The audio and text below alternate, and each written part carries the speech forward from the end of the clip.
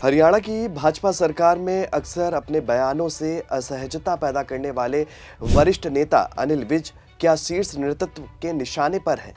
क्योंकि लगातार जिस तरीके से हरियाणा का सियासी समीकरण बदल रहा है, उससे तो यही लगता हुआ नजर आ रहा है। आपको बता दें कि हरियाणा में भाजपा कार्यकर्ताओं के बीच ये सवाल तैर रहा है, और ऐसा इसलिए क्योंकि अनिल विज अपनी ही सरकार के खिलाफ खुलकर मोर्चा खोले हुए हैं। और यहाँ कमाल की बात यह है कि नोटिस मिलने के बाद भी उनके तेवर ढीले होने की बजाय और ज्यादा तीखे और सख्त हो गए हैं। उन्होंने इस बार फिर ये साबित कर दिया है कि इस बार वो आर पार के मूड में है। अब अनिल विज ने क्या कर दिया है जिससे बीजेपी महकमे में हड़कंप मच गया है, आगे आपको वीडियो में बताएंगे। नमस्कार, आप देख रहे हैं 4 PM और मैं हूं आपके साथ में शोभित पाठक। अनिल विज का अपनी ही सरकार के खिलाफ बोलना कोई पहली बार नहीं है। बता दें कि मनोहर लाल खट्टर के 2 कार्यकालों के दौरान भी उन्होंने सरकार से असहमति रखने वाली कई बातें खुलकर की थी। फिर नायब सिंह सैनी को सीएम बनाए जाने पर तो खुलकर नाराजगी जाहिर की। अपने को वरिष्ठ नेता बताते हुए उनकी सरकार में काम करने से ही मना कर दिया था। मंत्री पद की शपथ लेने भी नहीं पहुंचे थे। फिर किसी तरह मनाया गया तो इस बार वो मंत्री बन गए, लेकिन उनकी विरोध वाली शैली और ज्यादा तीखी हो गई है। बीते 10 सालों में भाजपा हाईकमान ने उन्हें कई मौके भी दिए, लेकिन अब लगता है कि उन पर एक्शन भी हो सकता है। इसकी वजह उन्हें भेजा गया कारण बताओ नोटिस है। सूत्रों का कहना है कि उन्हें कारण बताओ नोटिस भेजकर इसलिए जवाब मांगा गया है कि यदि उनके तेवर नर्म पड़े तो ठीक है, अन्यथा एक्शन लिया जाएगा। लेकिन 2 मार्च को हरियाणा में नगर निकाय के चुनाव है। ऐसे में सरकार और संगठन नहीं चाहता कि उनके खिलाफ कोई भी एक्शन लिया जाए। अनिल विज का अंबाला शहर में अच्छा प्रभाव है, और इसके अलावा करनाल, कुरुक्षेत्र, यमुनानगर समेत पूरे सूबे में ही पंजाबी समुदाय के लोगों के बीच उनकी अच्छी पकड़ भी मानी जाती है। इसलिए भाजपा नेतृत्व को लगता है कि 2 मार्च तक इंतजार कर लिया जाए। हो सकता है कि अनिल विज के तेवर थोड़े नर्म हो जाए। बता दें कि अनिल विज को पहली बार ऐसा नोटिस भेजा गया है। इससे पहले पार्टी ने राज्य के प्रभारी सतीश पुनिया को उनसे मीटिंग के लिए भेजा था, और इस मीटिंग के बाद अंबाला के डीसी समेत कुछ लोगों के ट्रांसफर भी किए गए। फिर भी अनिल विज के तेवर नर्म नहीं पड़े। दिल्ली विधानसभा चुनाव के बीच अनिल विज ने सीएम सैनी और प्रदेश अध्यक्ष मोहन लाल बड़ौली को लेकर खूब कमेंट भी किए। पार्टी ने इस पर सख्त नाराजगी भी जाहिर की, लेकिन अनिल विज की सेहत पर कोई भी प्रभाव नहीं पड़ा। नेतृत्व का मानना है कि अनिल विज की चुनाव के बीच बयानबाजी नाराजगी से ज्यादा अनुशासनहीनता का मसला है, और हाईकमान इस पर संदेश देना चाहता है, लेकिन अनिल विज मानने को तैयार नहीं है। दरअसल अनिल विज ने नायब सिंह सैनी के अलावा बड़ौली और मनोहर लाल खट्टर को भी बार बार निशाने पर लिया है। बता दें कि अंबाला कैंट से लगातार 7 बार चुने जा चुके अनिल विज मानते हैं कि वो सबसे सीनियर है, और इसके बाद भी मनोहर लाल खट्टर से लेकर सैनी तक को सीएम बनाने से वो नाराज है।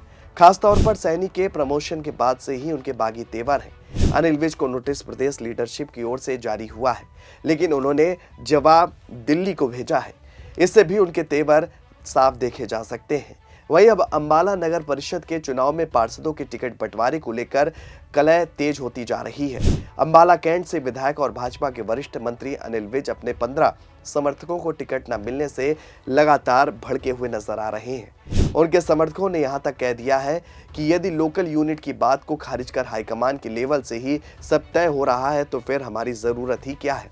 एक समर्थक ने कहा कि कुल 32 नामों का ऐलान हुआ है, जिनमें से 15 लोग तो ऐसे हैं जिनकी सिफारिश स्थानीय स्तर पर किसी भी नेता ने नहीं की थी। इस पर अनिल विज भड़क गए हैं, और उनका कहना है कि क्या मैं विदेश चला जाऊं। देर रात लिस्ट जारी तो हुई और इससे हलचल भी तेज हो गई। अनिल विज के समर्थक उनके घर पहुंचने लगे। अभी भी स्थानीय कार्यकर्ता, नेता, बूथ और मंडलों के अध्यक्ष उनसे लगातार मिलने पहुंच रहे हैं। खबर यहां तक है कि स्थानीय यूनिट की तरफ से हाईकमान को एक ईमेल भी भेजा गया है, और इसमें टिकट बंटवारे को लेकर असंतोष जाहिर किया गया है। बता दें कि अनिल विज के समर्थकों ने जमकर नारेबाजी भी की है। खासतौर पर उन लोगों के खिलाफ नारे लगाए गए जिन्हें टिकट मिलना था। यही नहीं, ऐसे भी कई नेता नाराज हैं जिन्हें टिकट मिला है। उनका कहना है कि अनिल विज जो कहेंगे वो वही करेंगे।